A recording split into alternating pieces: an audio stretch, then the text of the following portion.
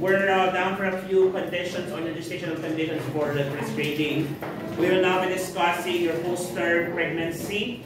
From the word itself, post-term pregnancy, in order for us to have an idea with this one, we have to know first what we do as your full-term pregnancy. And we talk about full-term pregnancy, how many weeks is that? At least?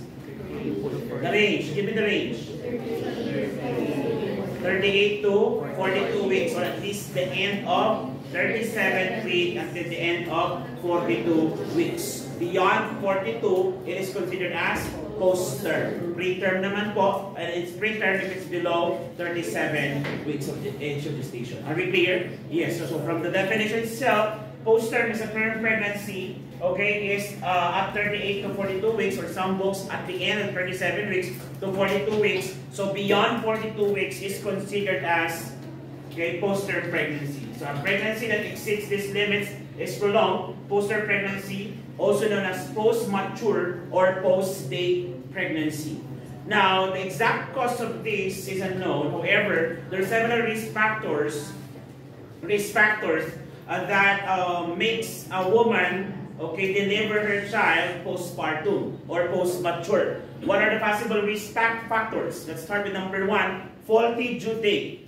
When I talk about faulty due date, this has come to the point wherein the healthcare provider had committed a mistake in terms of estimating the expected date of delivery, or your ADC or ADD. If I'm not mistaken, last semester you were taught on how to do or compute for the expected date of confinement. There were several methods that were taught to you guys. Number one is the Nagel's rule. Still remember the Nagel's rule? Still remember that?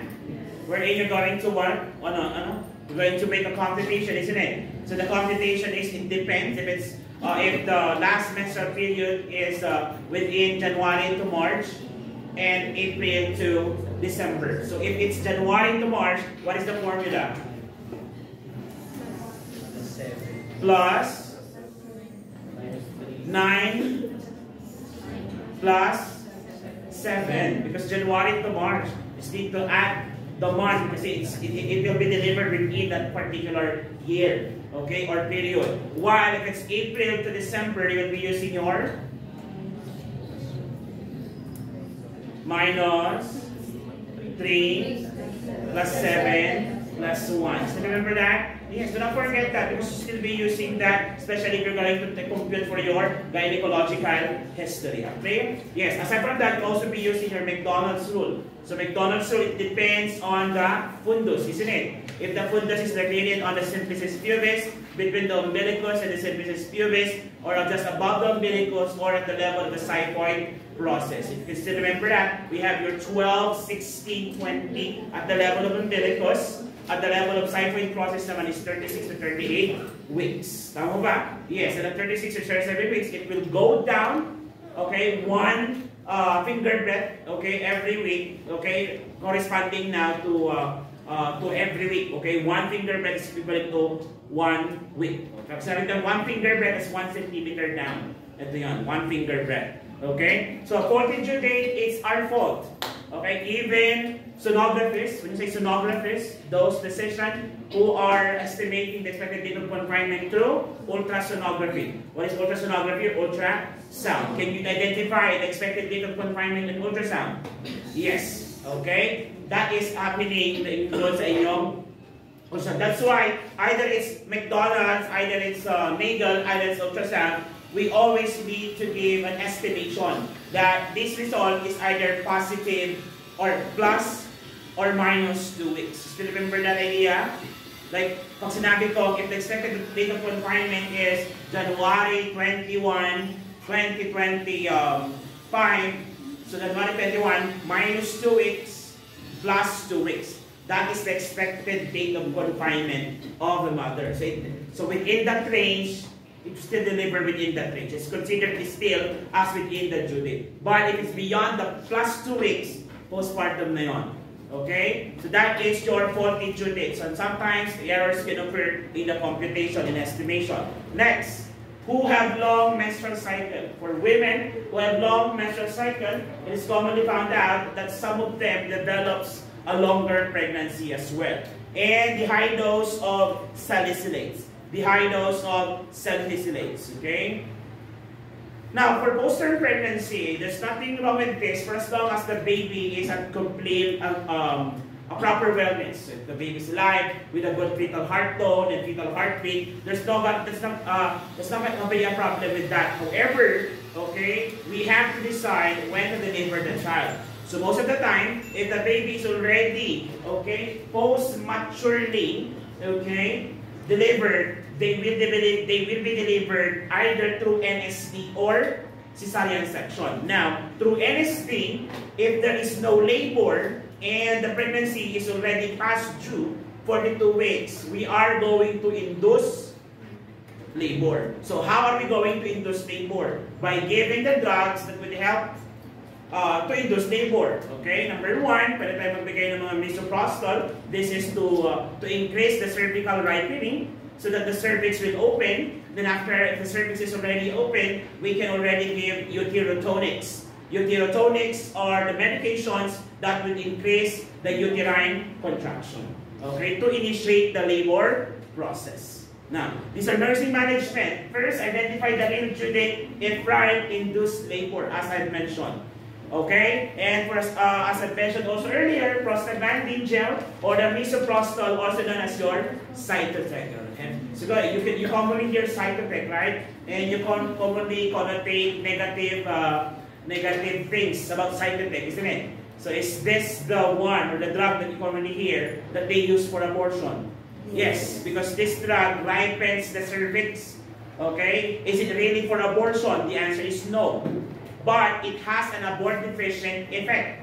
When you say abort-deficient effect, because it ripens the cervix, making the cervix now going to open.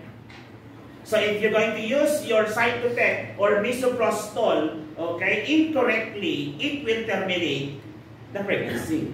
But okay, if you're going to use it, okay, therapeutically, meaning within the term of pregnancy, means say it's either within the 38 to 42 weeks if the mother decided to go with the induced labor, or if the child or the pregnancy is already more than 42 weeks, then that's the time you're going to make use of this prostaglandin gel or misoprostol as therapeutic medication.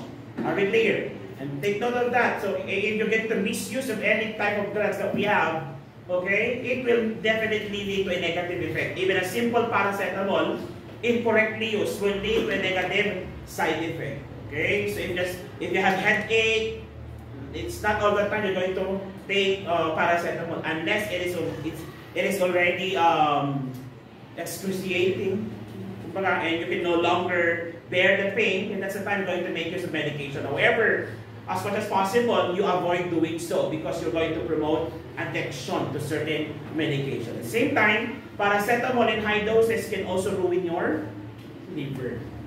Okay, can also ruin your liver. I remember a case back then in Baguio General Hospital. She was actually a nursing student. Okay, she committed suicide 3 tries. She made use of the same method. She took two balik. Ano ba balik? Yung balik ng paracetamol, so parang ganon. Okay, sabay-sabay, then ang panulak niya is beer. Okay, she did it once, naging okay pa naman. She did it again, naging okay pa naman. On the third time, unfortunately for her, her liver shut down on the third time. That's why she has a very high AST and ALT that reaches 5,000. Imagine, 5,000 AST ALT is GPT-OT yon. What is the normal SGPT-OT? It's just what? Less than 100. Okay, if you already have more than 100, it is considered already toxic to the liver. That's why you have to manage it already.